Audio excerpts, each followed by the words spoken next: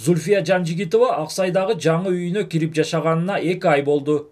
Бала бакырасы менен 1 жыл бою батирде турган эне жаңы үйдүн анча-мынча жери толук бүтпөсө да көчүп кирип алган. Эң негизгиси чек ара тынч болсо, калган кем-кетиктерин куруучулар жасап берет дейт үй ээси. Бүткөнүнгө жакшы, ошол немелердин кемчиликтерин кичине карап койсолор деп айтмакчымын да.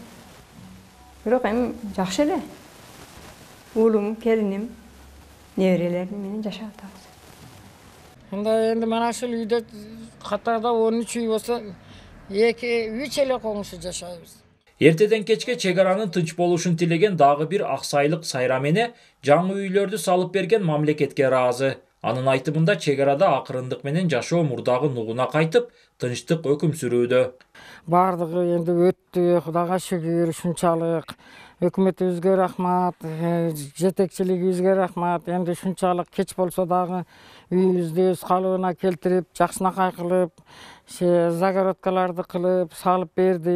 Энди жашообуз өз нугуга түшкөндөй болуп келатат. Бирок эми ушу чек арабызга эле чекит коюлуп чечилсе. Чек арадагы окуяда айылдагы мектеп менен бала бакчада өрттөлгөн болчу. Мындан улам айылдагы 400дөн ашык окуучу учурда Капчыгай айылындагы бала бакчанын, ФАПтын жана Аксайдагы маданият үйүнүн имаратында бөлүнүп окуп жатышат. Ал эми жаңы мектеп менен бала бакчанын ачылышы ушул жылдын аягына чейин пландалган. Учурда курулуш токтоосуз жүрүп жатат. Балдарыбыз өтө жакшы катышып атат сабакка.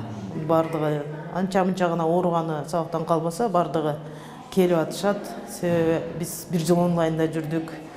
Балдарыбыз келип кадимки салттуу окууну сагынып калышкан. Ушундай эле чек арадагы калыбына келтирүү иштери Баткен районунун Тажикстан менен чектеш Достук, Карабак жана башка айылдарында жүрүп жатат. Үйлөр жана социалдык объектилерден сырткары айылдардын инфратүзүмү да жакшырууда. Биринчи чейректе балдар каникулга кетип, кайра келгенде уже ошо жаңы мектептерге кирет. Чоң Тала айылында дагы мектеп курулат, мунуку дагы эле ушундай эле абалда жакынкы күндөрү бүтөт, буну пайдаланууга беребиз. Андан сырткары Капчыгай жана Достук айылдары генералдык план менен курулду. Жолдорго асфальт төшөлдү, тротуарлар курулду.